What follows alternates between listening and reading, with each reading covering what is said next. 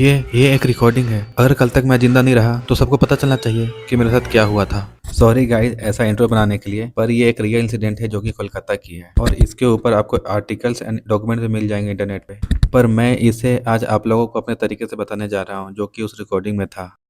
मेरा नाम रोहित घोष है और मैं एक सॉफ्टवेयर इंजीनियर हूँ। साइंस पर विश्वास करता हूँ और भूत प्रेत सब बकवास समझता था। 15 दिन पहले कालीघाट मंदिर के पास एक बूढ़ी औरत मिली जो कि एक भिखारन थी। मैंने उसे 10 रुपए भी दिए थे। उसने मेरा हाथ जोर से पकड़ा और बोला, तुम्हारे घर में कोई मर चुका है ना, जो कि मरना नहीं चाहता था। मैंने हंसकर अपना हाथ छुड़ाया। मैंने पागल समझा था उसे। फिर उसने एक नाम लिया, श्रेया घोष, तुम्हारी बुआ। 14 जून को प्लेटफॉर्म नंबर 7 हावड़ा स्टेशन। ये सुनते ही मेरी सांसें जैसे रुक गई। मेरी बुआ का 3 महीने पहले ही देहांत हुआ था। ये एक एक्सीडेंट था। वो प्लेटफॉर्म से गिर गई थी और ये कोई न्यूज में भी नहीं आया था। उस औरत को कैसे पता ये बात, इसका कोई सवाल ही पैदा नहीं होता। ये सब होने के बाद मैं घर आ गया। उस रात से ही घर अजीब लगने लगा। रात के 2 बजे किचन से बर्तन गिरने की आवाज आने लगी, पर जाकर देखा तो सब अपने अपने जगह पे था। पर ये आवाजें कहाँ से आ रही थी? अगली सुबह मैंने अपना फोन उठाया और अपना गैलरी खोला और मैंने देखा कि मेरी बुआ की फोटोज जो कि मैंने उनकी मौत के बाद डिलीट कर दी थी, वो सब मेरे गैलरी में वापस आ गई थी। पता नहीं कैसे ये सब क्या हो रहा था मेरे साथ, मुझे कुछ समझ में नहीं आ रहा था। और फोन स्क्रॉल करते वक्त एक ऊपर नोटिफिकेशन आता है, एक वॉइस नोट का।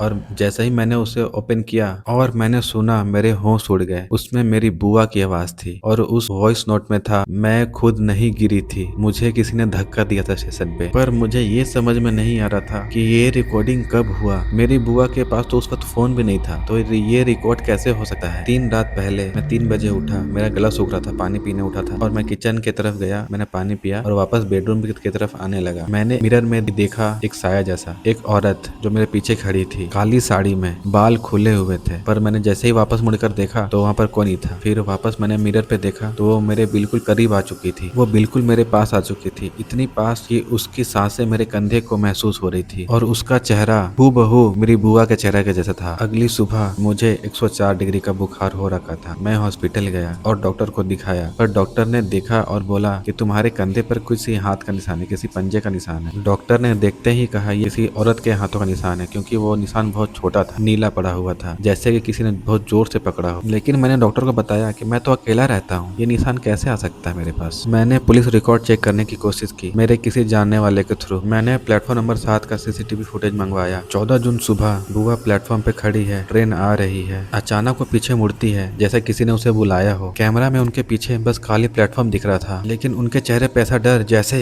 जैसे उन्होंने किसी को देख लिया हो और फिर जैसे किसी ने उन्हें धक्का दिया हो। अभी रात के 11:30 हो रहे हैं और मैं ये वीडियो बना रहा हूँ क्योंकि मेरे फ्लैट में कुछ आवाजें आ रही हैं, कोई चल रहा है, किसी के कदमों की आवाजें आ रही हैं। पर मैं अकेला रहता हूँ। मैंने अपना रूम, मैंने अपना घर को अंदर से लॉक कर दिया। सारे दरवाजे खिड़की सारे बंद है। ये कुछ किसी औरत के गाने की आवाजें आ रही है और ये बिल्कुल मेरी बुआ जो मुझे बचपन सुनाती थी वही गाना है।